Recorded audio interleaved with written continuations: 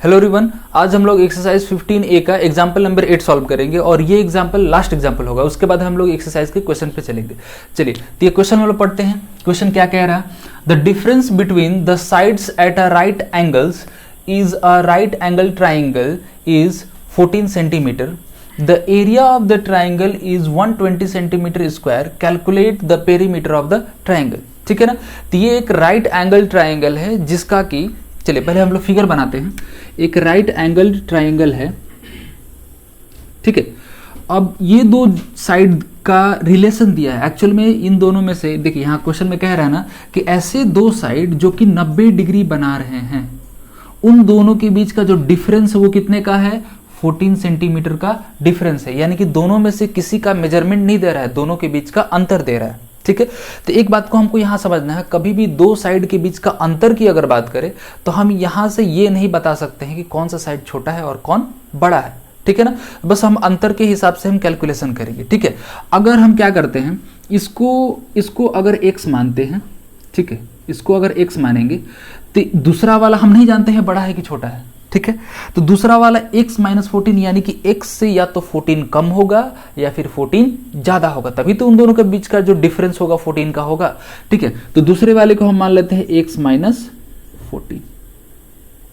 ठीक है। x plus 14 भी ले सकते हैं, कोई दिक्कत नहीं है। ठीक है। फिर भी आंसर हमारा सही आएगा। तो एक x हुआ तो दूसरा हो जाएगा x माइनस 14, तभी तो इन दोनों के बीच का अंतर कितना हो गया? 14 का हो गया। ठीक है। और यहां पर क्या गिवन है? एरिया गिवन है। ठीक है ना। तो एरिया से हमको क्या करना है? इन दोनों का मेजरमेंट निकालना है। जब इन दोनों का मेजरमेंट आ जाएगा उसके बाद पाइथागोरस थ्योरम लगा के हम क्या कर लेंगे? हाइपोटेनस निकाल लेंगे और उसके बाद तीनों साइड को ऐड कर देंगे तो हमारा पेरीमीटर आ गया। ठीक है। चलिए तो पहले क्या क्या गिवन है वो लिख लेते हैं। ठीक है। तो गिवन है, गिवन एरिया दिया हुआ है। ठीक है ना। Area is equal to 120 centimetre square, और कुछ गिवन नहीं है, रिलेशन दिया हुआ है तो उसको हम यहां लिख देते हैं। Let the sides of triangle consisting, या फिर हम कंटेनिंग भी लिख सकते हैं, राइट एंगल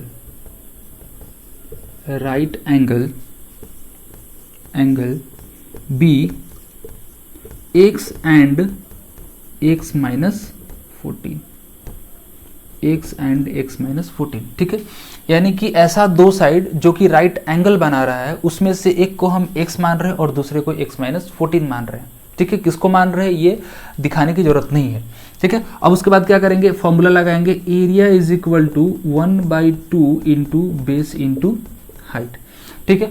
कभी भी जब राइट एंगल ट्राइंगल में होता है, ठीक है, तो ये किसी को हम बेस और किसी को हम हाइट ले सकते हैं। ठीक है। तो एरिया गिवन है, कितना है? 120। 1/2 बेस के जगह पर हम किसी को लिख सकते हैं, कोई दिक्कत नहीं है, x इंटू ये हो जाएगा x माइनस 40। कोई दिक्कत? ठीक है। तो 2 आके इधर मल्टीप्लाई हो जाएगा।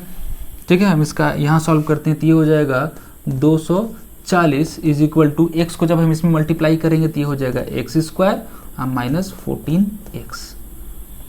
ठीक है।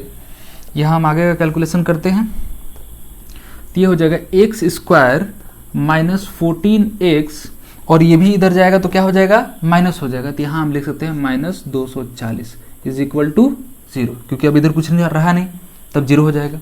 ठीक है। अब यहां से ये किस फॉर्म में हो गया? क्वाड्रेटिक इक्वेशन के फॉर्म में हो गया। तो इसको हम सॉल्व करेंगे बाय स्प्लिटिंग मिडिल टर्म। ठीक है ना। तो ये तो आप लोग जानते ही होंगे। तो इसके लिए हम क्या करते हैं? बीच वाले को ऐसे स्प्लिट करते हैं ताकि ऐड करने पे वापस से इतना ही आ जाए और मल्टीप्लाई करने पे इन दोनों के प्रोडक्ट के बराबर आ जाए। ठीक है ना। तो हम कैसे इसको स्प्लिट कर सकते हैं? चलिए देखिए, तो इसको हम स्प्लिट करेंगे, इसको हम कर देते हैं 24 और 10 ले लेते हैं। तो 24 को हम माइनस लेंगे और 24x को माइनस में लेंगे और 10x को हम प्लस में लेंगे। हम माइनस हो जाएगा 240 इज इक्वल टू 0। ऐसा क्यों?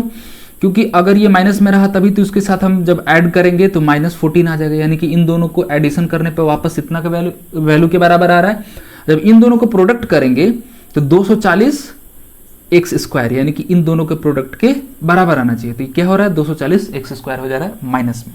ठीक है, चलिए अब आगे बढ़ेंगे। तो यहां से हम क्या कर सकते हैं, एक्स कॉमन ले सकते हैं केवल। ठीक है, तो यहां से जब एक्स कॉमन लेंगे तो बचेगा अंदर एक्स माइनस 24, और यहाँ कॉमन क्या ले सकते हैं, ऐसा हमको कॉमन लेना है कि जो यहाँ पर बचा है वहीं यहाँ भी बचना चाहिए। तो यहाँ हम ले लेते हैं कॉमन 10, तो अंदर बचेगा x माइनस 24। ठीक है, जब तक ये ब्रैकेट वाला पोर्शन सेम ना आ जाए तब तक समझिए कि जो स्प्लिटिंग मिडिल टर्म ये वाला प्रोसेस सही नहीं हुआ है। ठीक है ना, तो यहाँ से हो जाएगा x प्लस 10 और दूसरा हो जाएगा x माइनस 24 इक्वल टू 0। ठीक है, अब इसके आगे जगह नहीं है, यहां तक वीडियो को पॉज करके आप नोट कर लिए, उसके बाद हम इधर बताएंगे। चलिए इस क्वाड्रेटिक इक्वेशन को जब आगे सॉल्व करेंगे, ठीक है, एक बात को यहां समझना जरूरी है। जब इस फॉर्म में हुआ तो यानी कि ये किस फॉर्म में हो गया, प्रोडक्ट के फॉर्म में, यानी कि दिस इंटू दिस, ये दो चीज का क्या हो रहा है, प्रोडक्ट हो रहा है, तब जाके 0 के बराबर आ रहा है। तो एक बात को हमको समझना जरूरी है कि कभी भी दो चीज का प्रोडक्ट होता है और उसका वैल्यू 0 आता है, जैसे मान लेते हैं कि ये x इंटू, ठीक है, x into y is equal to 0 आ रहा है, तो यहाँ पर अगर x का भी वैल्यू 0 हो जाए या फिर y का भी वैल्यू 0 हो जाए तो इन दोनों का प्रोडक्ट 0 आ जाएगा।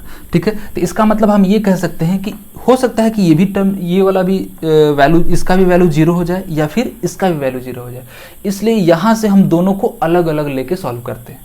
ठीक है ना, तो यानी कि अब इसके बाद हम कह सकते हैं कि हो सकता है कि x प्लस 10 का भी वैल्यू अगर 0 हो जाए फिर भी ये दोनों का प्रोडक्ट 0 हो जाएगा। ठीक है, या फिर हम कह सकते हैं x माइनस 24 का भी वैल्यू क्या हो जाए, 0 हो जाए, फिर भी इन दोनों का प्रोडक्ट 0 हो जाएगा। इसलिए हम जाके यहाँ पर दोनों को सेपरेटली लेके कैलकुलेट करते हैं। ठीक है, तो जब इसको हम आगे कैलकुलेट करेंगे तो x इज इक्वल टू क्या जा रहा है, माइनस 10 आ रहा है। जब इसको हम कैलकुलेट करेंगे तो x इज इक्वल टू 24 आ रहा है। ठीक है, तो ऐसे कैलकुलेशन में जहां पर मेजरमेंट की बात होती है, ठीक है ना, तो मेजरमेंट इस कंडीशन में, ट्रायंगल कंडीशन में या फिर जो भी हम लोग मेंसुरेशन में करते हैं, उसका जो मेजरमेंट होगा निगेटिव वाले को हम क्या कर देते हैं, अक्सर निग्लेक्ट कर देते हैं। जो पॉजिटिव वाला वैल्यू आता है उसी को हम लोग कंसिडर करते हैं। ठीक है, तो हमारा जो एक्स का वैल्यू होगा कौन सा होगा, 24 सेंटीमीटर होगा, और माइनस 10 को हम नहीं लेंगे। क्लियर, तो x का वैल्यू कितना आ गया, 24 आ गया, यानी कि एक साइड का मेजरमेंट 24 हो गया, और दूसरे साइड का अगर मेजरमेंट की बात करें तो वो कितना है, x माइनस 14, यानी कि x का वैल्यू है 24 और माइनस 14 करेंगे तो आ जाएगा 10 सेंटीमीटर। ठीक है, तो यानी कि ये हो गया 24 सेंटीमीटर और ये वाला साइड कितना हो गया, 10 सेंटीमीटर। तो दो साइड हमें मिल गया, तो यहां पर हम लिख देते हैं, तो ये हो गया 24 और ये हो गया 10 सेंटीमीटर। ठीक है, अब इसका निकालना है वैल्यू। ठीक है, तो हम लिखेंगे by applying, by Pythagoras theorem लिख देते हैं, पाइथागोरस थ्योरम। ठीक है, बाय पाइथागोरस थ्योरम। इसमें क्या करेंगे हम, hypotenuse square is equal to क्या होता है, under root base square plus perpendicular square. ठीक है, तो बेस कितना है, बेस हम 24 लेंगे।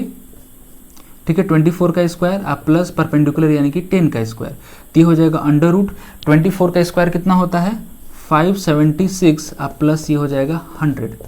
ठीक है, अब दोनों को हम ऐड करेंगे तो ये हो जाएगा 676। ठीक है, और इसका स्क्वायर रूट जो होगा वो होगा 26, यानी कि ये भी हमको मिल गया, ये कितना हो गया 26 सेंटीमीटर। हाइपोटेनस भी हमें मिल गया। अब पेरीमीटर निकालना बहुत आसान, 26 प्लस 24 प्लस 10 हो गया। ठीक है, हम ऊपर वाला क्लीन करके हम यहाँ कर रहे हैं। चलिए अब पेरीमीटर हमको निकालना है, तो पेरीमीटर ऑफ ट्राइंगल, तो इसमें हम क्या करेंगे, 26 प्लस 24 प्लस 10 कर देंगे। ठीक है, तो इन दोनों को ऐड करेंगे तो कितना हो जाएगा 50, और 50 प्लस 10 कितना हो जाएगा 60 सेंटीमीटर। आ गया पेरीमीटर। ठीक है, एक्चुअली में अगर देखा जाए, हम क्या सोचे कि अगर हम पेरीमीटर का फॉर्मूला लगा दे और आंसर डायरेक्टली आ जाए तो इस तरह आ पाएगा, कभी नहीं। ठीक है, इसलिए देखने में कोई चीज लगता है कि हमको फॉर्मूला याद हो गया तो क्वेश्चन सॉल्व हो जाएगा, लेकिन हर बार ऐसा नहीं होता है। ठीक है ना, उसमें कॉम्प्लिकेशन ला सकता है, बहुत सारे चीजों को छुपा लेगा। यानी कि किसी चीज़ को फाइंड करने के लिए किसी और चीज़ को दिया रहेगा। जैसे मान लीजिए साइड को यहाँ फाइंड करना है और एरिया दिया हुआ है, तो एरिया को यूज़ करके पहले हम 2 साइड निकालेंगे, उसके बाद पाइथागोरस थ्योरम लगाएंगे, यानी कि इसमें 3-4 फॉर्मूला का यूज़ हुआ है। ठीक है, तो इसलिए क्वेश्चन को प्रैक्टिस करना बहुत जरूरी है। चलिए, तो इस वीडियो में बस इतना ही, मिलते हैं हम लोग नेक्स्ट वीडियो में नए क्वेश्चन के साथ। Thank you.